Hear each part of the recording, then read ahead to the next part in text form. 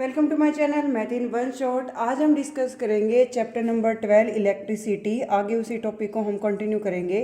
Factor on which resistance of a conductor is depend, ये हमने already discuss कर लिया था।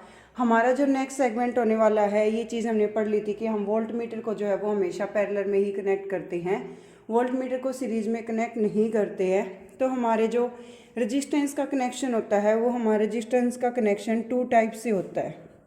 रेजिस्टेंस क्या होती है? The property of a conductor that opposes the flow of electric current.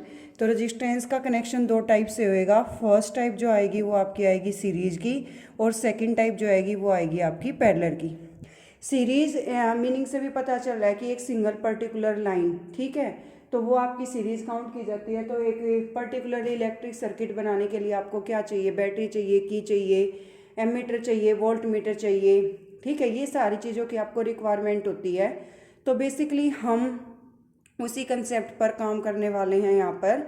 तो सीरीज के केस में आप एक पर्टिकुलरली सीक्वेंस में अटैच करेंगे। हमने पहला रेजिस्टेंस ले लिया R1, दूसरा रेजिस्टेंस ले लिया R2, थर्ड ले लिया R3। तो इसी तरीके से आप 3, 4, 5 बहुत सारे रेजिस्टेंस को ले सकते हैं। यहाँ पर हमने लगा दिया एक एमीटर, प्लस और माइनस का साइन रहेगा। उसके साथ हमने यहाँ पर एक अटैच कर दी बैटरी, पॉजिटिव और नेगेटिव। उसके साथ हमने की लगा दी और पाथ को कर दिया क्लोज, ठीक है। एरो हेड लगा दो, करंट जिस भी डायरेक्शन में आपका फ्लो कर रहा है। अब यहाँ पर हमारी एक डिपेंडेंसी की चीज़ आ जाती है कि हम इसके लिए फॉर्मूले को कैसे जनरेट करें। वो सिंपल आप फॉर्मूले डायग्राम तो आप बना लेंगे। तो जब भी हम फॉर्मूले को जनरेट करते हैं तो सीरीज के केस में आपका हाईएस्ट रेजिस्टेंस रहता है। सीरीज के केस में हमारा रेजिस्टेंस कैसा रहेगा? Highest resistance. सीरीज के केस में जो हमारा रेजिस्टेंस रहेगा वो हमारा हाईएस्ट रहेगा। तो जो हमारा आर एस है वो किसके इक्वल आ जाएगा? R1 plus R2 plus R3। अगर 4 है तो प्लस R4 आ जाएगा, 5 है तो प्लस R5 आ जाएगा, 6 है तो प्लस R6 आ जाएगा, ठीक है। इस तरीके से अगर आपको जब कभी भी हाईएस्ट रेजिस्टेंस फाइंड आउट करना तो हाईएस्ट रेजिस्टेंस के लिए सबको किस में कर दो? सीरीज में कनेक्ट कर दो। तो बेसिकली हम इसी कंसेप्ट को आगे डिस्कस करते हैं। तो इसके लिए डेरिवेशन कैसे सोल्व करोगे भाई? जो V है वो आपका होता रहता है चेंज। सीरीज के केस में जो पोटेंशियल है वो आपका क्या होता रहेगा? चेंज होता रहेगा। और जो करंट है वो आपका क्या रहेगा? सेम रहेगा।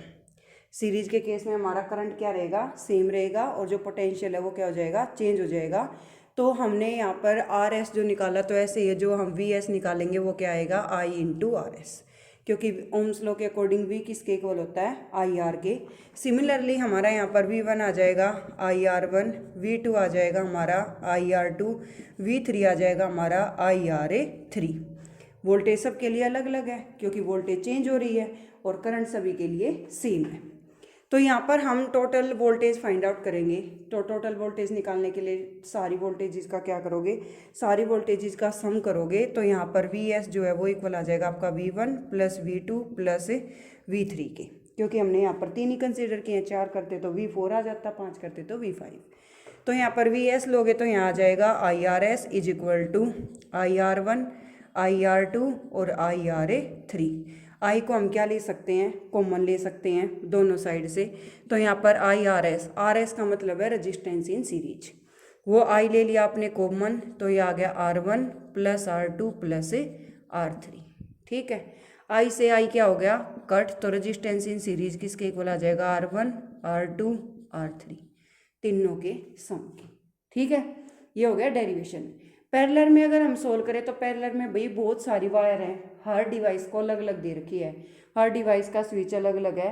पैरेलल के केस में जो हमारी वोल्टेज होती है वो सेम होती है, क्योंकि हमारे डोमेस्टिक जो सर्किट होते हैं वो बेसिकली हमारे पैरेलल में किए जाते हैं। जैसे पंखे का अलग बटन है, लाइट का अलग है, एसी का अलग है, ठीक है। उसके बाद वॉशिंग मशीन का अलग, मतलब हर चीज़ का अलग अलग। लेकिन सीरीज के केस में एक बटन दबाओगे सारे ऑपरेट हो जाएंगे।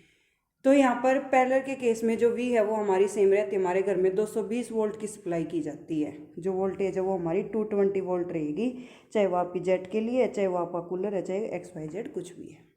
और I की वैल्यू आपकी क्या हो जाएगी? चेंज हो जाएगी, क्योंकि पंखा कितना करंट लेगा, वॉशिंग मशीन अलग लेगी, रेफ्रिजरेटर अलग लेगा। तो हर डिवाइस अपने बेस पर करंट को ऑब्टेन करेगा।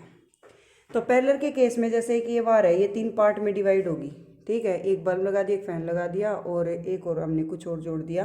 तो एक रेजिस्टेंस यहाँ जोड़ दिया, एक रेजिस्टेंस यहाँ जोड़ दिया, एक यहाँ जोड़ दिया। इन तीनों को हमने कर दिया कनेक्ट। ये हो गया R1, ये हो गया R2 और ये हो गया R3। तो इस केस में हमारा क्या चेंज हो रहा है, करंट। तो सम भी किसका फाइंड आउट होगा, करंट का। यहाँ पर हमारा क्या चेंज हो रहा था, वोल्टेज। तो सम भी किसका फाइंड आउट हुआ, वोल्टेज का। According to Ohm's law V equal to I R आएगा, और I की वैल्यू निकाले तो क्या आएगी, V बाई आर। तो IP यानी कि total current in parallel V by R P के इक्वल आ जाएगा, यही आएगा। तो ऐसे ही I1 करंट निकालूँ तो V बाई R1, I2 निकालूँ तो V बाई R2, I3 निकालूँ तो V बाई R3। इसी तरीके से आएंगे सारे करंट।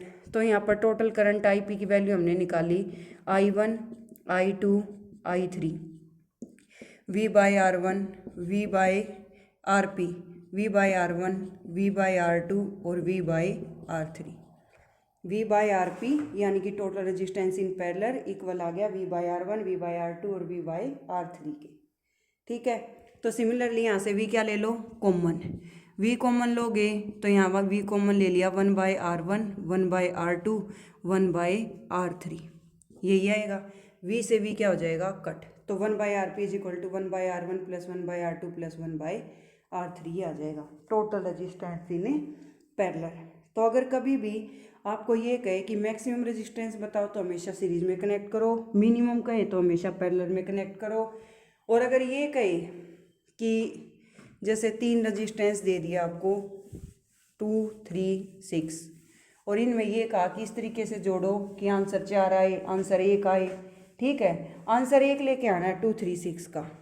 एक रेजिस्टेंस R1 दे दिया 2 ओम, R2 दे दिया 3 ओम और R3 दे दिया 6 ओम। और आपको कहा इन तीनों को इस वे से कनेक्ट करो कि आंसर आए 4 ओम और 1 ओम। ठीक है, टोटल। तो भाई मैंने आपको कहा कि हाईएस्ट रेजिस्टेंस चाहिए तो उसके लिए सीरीज में कनेक्ट करते हैं, और लोवेस्ट चाहिए तो पैरेलल में करते हैं। और 1 इन वैल्यूज़ को देखते हुए बहुत छोटी वैल्यू है तो तीनों को कर दो पैरेलल में। तो 1 बाई आर पी इक्वल आएगा 1 by R1 if the resistance are connected in parallel. फिर लिखोगे 1 by R P equal to 1 by R1, 1 by R2, 1 by R3, यानी कि 1 by R P is equal to 1 by 2, 1 by 3, 1 by 6, 6 ले लिया हमने LCM, 2 3 जा 6, 3 2 जा 6, 6 1 जा 6, 6 बाई 6 कैंसिल आउट होके आ गया 1, क्रॉस मल्टीप्लाई की आर पी आ गया 1 ओम। अब 1 एक छोटी वैल्यू थी, 2 3 6 को देखते हुए काफ़ी, तो हमने यहाँ वैल्यू फाइंड आउट की तो यहाँ आ गया हमारा 1 ओम। अगर हमें ये कहा जाए कि यहाँ से आंसर आए 4 ओम, तो 3 और 6 को तो कर दो पैरेलल में और 2 को सीरीज में कर देना। ठीक है, तो हमने R2 and R3 are connected in parallel, तो 1 by R P is equal to 1 by R2 plus 1 by R3, 6 ले लिया LCM, 3 2 जा 6, 6 1 जा 6, 3 बाई 6 आ जाएगा 1 बाई 2, और रेजिस्टेंस इन पैरेलल आ जाएगा हमारा 2 ओम। अब हमें टोटल रेजिस्टेंस निकालना था, एक रेजिस्टेंस बचा हुआ था उसके साथ इसको कर दो सीरीज में, तो 2 + 2 आ जाएगा 4 ओम। इस तरीके से सोल्व करना होता है, और एक हाईएस्ट या लोवेस्ट का क्वेश्चन आता ही आता है। या फिर आपको ऐसे दे दे, 2 रेजिस्टेंस ऊपर ऐसे कनेक्ट कर दिए, ठीक है, 3 रेजिस्टेंस यहाँ नीचे कनेक्ट कर दिए, तो ये तीनों है पैरेलल में, एक सोल्व करके यहाँ से आंसर आ जाएगा। ये दोनों आपके सीरीज पैरेलल में, एक आंसर यहाँ से आ जाएगा। इन दोनों को जोड़ के एक सीधी तार बन गई, सीधी तार बन गई तो ये सीरीज होगी, सीरीज होगी तो सिंपल ऐड हो जाएंगी। पहले दोनों पैरेलल सोल्व होंगे, फिर वहाँ से जो आंसर आएंगे वो सिंपल ऐड हो जाएंगे क्योंकि वो हो जाएंगे सीरीज में। Thank you so much for watching. For more videos like share and subscribe.